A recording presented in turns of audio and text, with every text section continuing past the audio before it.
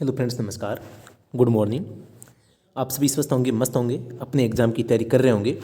दोस्तों, आप सभी को पता होगा कि मैं आज आपके सामने बात करने जा रहा हूँ राजस्थान हाई कोर्ट ड्राइवर भर्ती 2021 के संबंध में। आप सभी इसके संबंध में पहले से आप जानते होंगे। तो दोस्तों, मैं दस्तावेजों के संबंध में एक बार छोटा सा वीडियो आपके सामने रखने जा रहा हूँ, क्योंकि कुछ स्टूडेंट है वो लगातार इस पर कमेंट कर रहे हैं और लगातार उनके सामने ये समस्या आ रही है। सबसे पहला सर्टिफिकेट ये था संलग्न प्रारूप में राजकीय चिकित्सालय द्वारा जारी दृष्टि संबंधी, यानी आपकी आंखों की जांच। दोस्तों, मैं आपको बता देता हूँ 6/6 आपका चाहे वो विथ और विदाउट आपके विथ ग्लास हो सकता है, विदाउट ग्लास हो सकता है, लेकिन आपकी जो दृष्टि है वो 6/6 होनी चाहिए। इस बात का आप ध्यान रखें।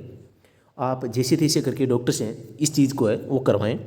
तो इसके संबंध में और कुछ नहीं चलेगा, इससे कम होगी तो आपको इसमें योग्य नहीं माना जाएगा। दूसरी बात, जो कास्ट सर्टिफिकेट होता है इसके संबंध में दिया गया है, इसमें विशेष रूप से ये है कि जो ओबीसी, एमबीसी और ईडब्ल्यूएस के कैंडिडेट है, इनको नवीनतम अपना जो आवेदन के फॉर्म के समय आपने जो बनाया था वही आपको लेकर जाना है। और जिनके पास में ये नहीं है, आवेदन के समय आपने नहीं बनाया था, तो आपको इसका एक शपथ पत्र बनाना होगा जो 50 रुपये की स्टाम्प पर बनेगा। इसका शपथ पत्र का जो फॉर्मेट है वो मैंने टेलीग्राम पे डाल दिया है, आप वहाँ से ले लें। व्हाट्सअप ग्रुप में डाल दिया है, वहाँ से भी ले सकते हैं। तो शपथ पत्र टाइप करवा लें। साथ ही दोस्तों, आपको यहाँ पर अपना नवीनतम जो कास्ट सर्टिफिकेट है वो भी बनवाना है, तैयार करना है। दोनों चीज़ आपके पास में होनी चाहिए। नंबर 4 पॉइंट जो है वो आपका है विवाह पंजीयन प्रमाण पत्र। तो विवाह पंजीयन का मूल प्रमाण पत्र आपके पास में होना चाहिए। विवाह पंजीयन नहीं होने की स्थिति में इस आशय का शपथ पत्र आपके पास में होना चाहिए। सीधी सी बात है, आपका विवाह हो चुका है और आगे लिखा है जैसी भी स्थिति हो, तो विवाह पंजीयन या तो आपका विवाह पंजीयन का मूल प्रमाण पत्र आपके पास में हो, अगर नहीं है तो उस आशय का एक शपथ पत्र आपको लिखवाना है। सीधी सी मतलब है कि आपको सरपंच से शपथ पत्र नहीं लिखवाना है, आपको नोटरी पब्लिक से शपथ पत्र टाइप करवाना है। दूसरी बात, अब समस्या आती है अविवाहितों के लिए। तो दोस्तों, जितनी भी भर्तियां होती है उन सभी भर्तियों में अविवाहित प्रमाण पत्र या विवाहित प्रमाण पत्र है, दोनों में से एक को मांगते हैं। तो यही स्थिति मुझे लगता है यहाँ पर होगी, क्योंकि यहाँ पर कुछ स्टूडेंट कमेंट कर रहे हैं कि ये केवल विवाह जिन्होंने कर लिया है उन्हीं के लिए, अगर उन्होंने विवाह करने के बावजूद विवाह पंजीयन नहीं करवाया तो ही उनको शपथ पत्र करवाना है। लेकिन मेरा ये मानना है कि बाकी की जो वैकेंसीज होती है उनमें एक तो कैरेक्टर और एक आपका विवाह पंजीयन प्रमाण पत्र या अविवाहित होने का प्रमाण पत्र।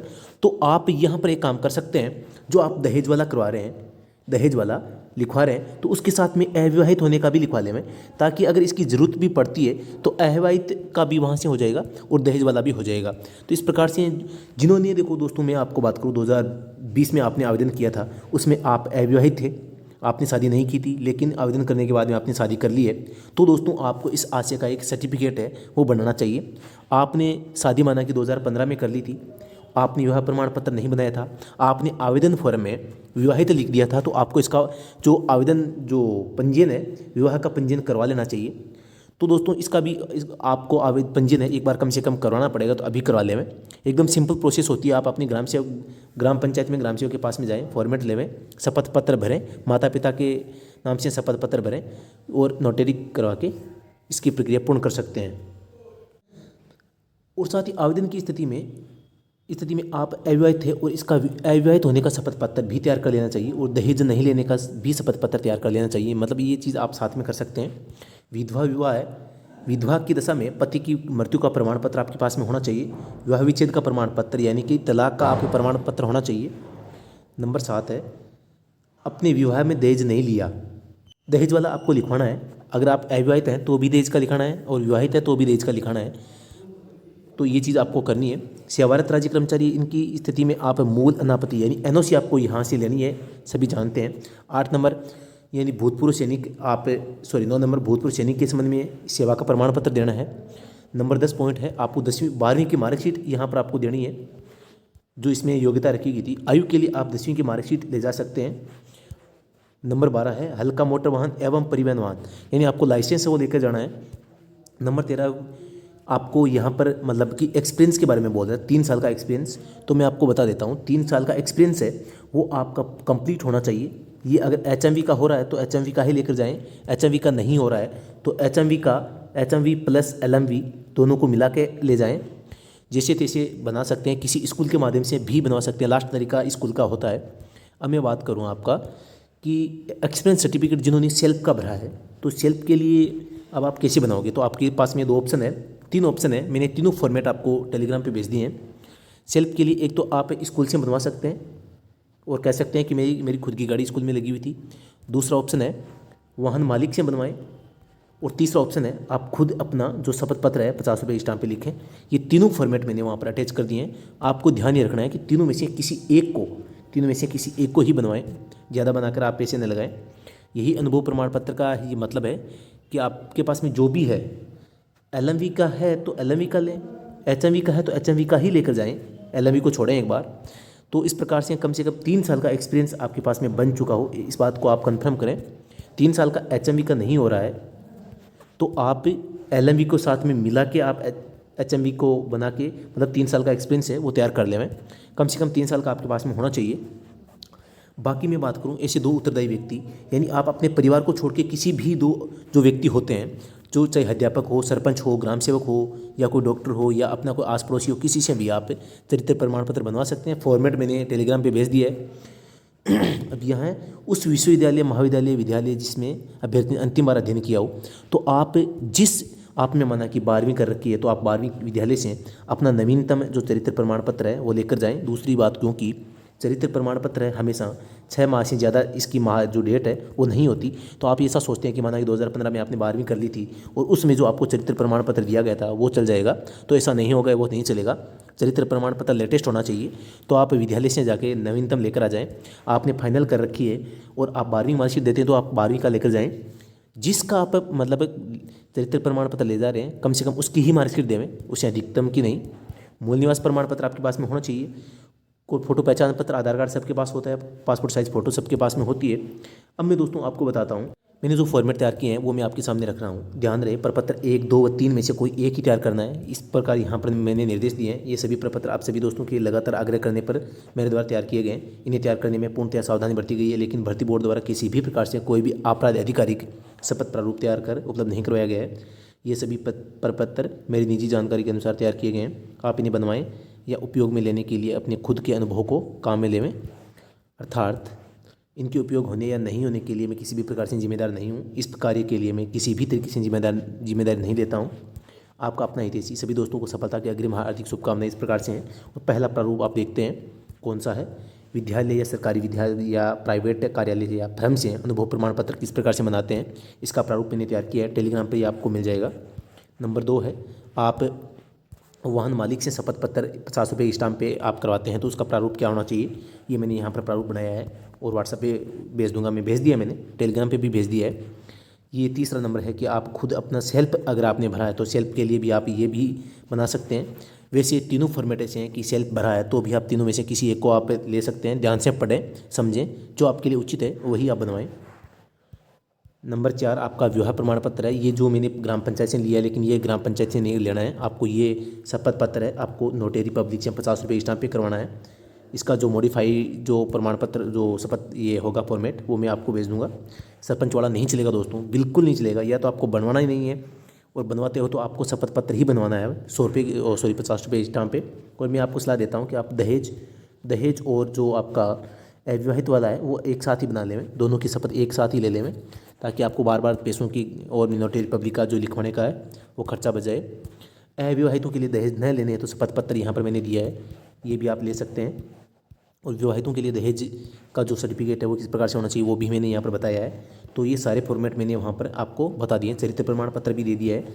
तो सभी आवेदन के समय जाति का प्रमाण पत्र नहीं, आवेदन के समय का जाति का प्रमाण पत्र नहीं होने पर क्या करें, इसके लिए भी आप 50 रुपये स्टाम्प पे शपथ पत्र ले सकते हैं। ये भी मैंने आपको अच्छे से तरीके से बना के दे दिया है।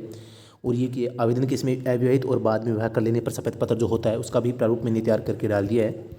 तो इसके अलावा दोस्तों मैं बता दूं, आप जानते होंगे कि स्टडी एट होम हमारा मोबाइल एप्लीकेशन है और इस पर दोस्तों आप सभी को पता है कि राजस्थान हाईकोर्ट ड्राइवर भर्ती के लिए हमने एक ऑनलाइन कोर्स लॉन्च कर रखा है। और ये कोर्स आपको नामात्र की शुल्क पे आपको वहाँ पर मिल रहा है। तो आप अगर ये परचेज करना चाहते हैं तो सबसे पहले डिस्क्रिप्शन में इसका लिंक दिया हुआ है, या आप प्ले स्टोर पर STUDY एट होम नाम एकदम करेक्ट लिखें, स्पेस कहीं न देवें और सर्च करें तो मिल जाएगा। बाकी मैं इसका लिंक आपको व्हाट्सअप पे भी आप इसका मांग कर सकते हैं। इसको डाउनलोड करें। सबसे पहले आप पहली बार अगर आप इसमें आ रहे हैं तो आपको सबसे पहले इसमें रजिस्टर करना पड़ेगा। तो रजिस्टर करते इसमें आपको यहाँ पर मोबाइल नंबर, जीमेल, अपना राज्य वगैरह, नाम वगैरह सब मांगेंगे और पासवर्ड भी मांगेंगे। तो पासवर्ड 1 2 3 4 5 एकदम सिंपल कुछ भी लगा दें। और ये याद भी रखें कि आगे दोबारा से आप एप्लीकेशन खोलोगे तो ये काम आएगा। इसके अलावा इसके अंदर आप जाओगे तो इसमें 2 ऑप्शन है। इसमें अगर आप किसी एक बुक को, इसमें 6 बुक्स आपको मिलती है। 6 बुक्स में से किसी आप एक बुक को परचेज करना चाहते हैं तो आप ई बुक में जाएं। ई बुक सेक्शन में सभी बुक्स आपको मिल जाएगी।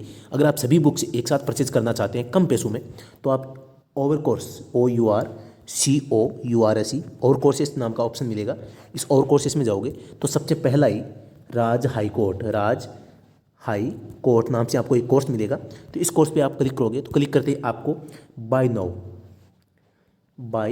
नाउ इसका ऑप्शन मिलेगा। बाय नाउ पे क्लिक करते ही आपको वहाँ पर सबसे ऊपर जो बड़ा अमाउंट होगा, सबसे बड़ा अमाउंट होगा उस पर क्लिक करना है। बड़ा अमाउंट आएगा इसमें। यहाँ पर आपको क्या होगा, ये जगह जगह जो छोटा बड़ा अमाउंट आएगा, लेकिन सबसे बड़ा अमाउंट सबसे ऊपर रहेगा। तो सबसे ऊपर वाले अमाउंट पे क्लिक करोगे। एक चीज़ आप ये भी देखोगे कि आप इन पे टिक करते हैं तो यहाँ से अनटिक हो जाता है अपने आप, और यहाँ पर करते हो तो ये अनटिक हो जाते हैं, और नीचे करते ही ये अनटिक हो जाता है। मतलब इसका मतलब क्या हुआ कि जो सबसे ऊपर वाला अमाउंट है ये इन सभी में शामिल है। तो आप अगर इस सबसे ऊपर वाले अमाउंट को टिक करके नीचे जाते हो तो नीचे एक ऑप्शन आता है अप्लाई प्रोमो कोड। अब अगर आपके पास में कोई प्रोमो कोड है तो आप इस कोड को यहाँ इस्तेमाल करें और अप्लाई पे क्लिक कर दें। ये अप्लाई हो जाएगा और यहाँ आ जाएगा डिस्काउंट अमाउंट, वो आप दिखाई देगा। तो बाद में साइड में नाम होगा क्लिक टू पे। ठीक है, क्लिक टू पे करोगे तो यहाँ पेमेंट का ऑप्शन आएगा, पेमेंट कर देवें।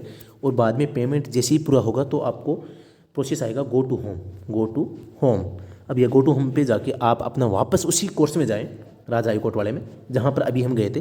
तो वहाँ पर आपको ओपन हो जाएगा। और अब दूसरी बात मैं बता देता हूँ, अगर आपको इसे करने में समस्या आ रही है, कोई दिक्कत आ रही है, आप नहीं कर पा रहे हैं, तो आप मेरी सहायता ले सकते हैं। मेरे व्हाट्सअप नंबर आप सभी जानते होंगे।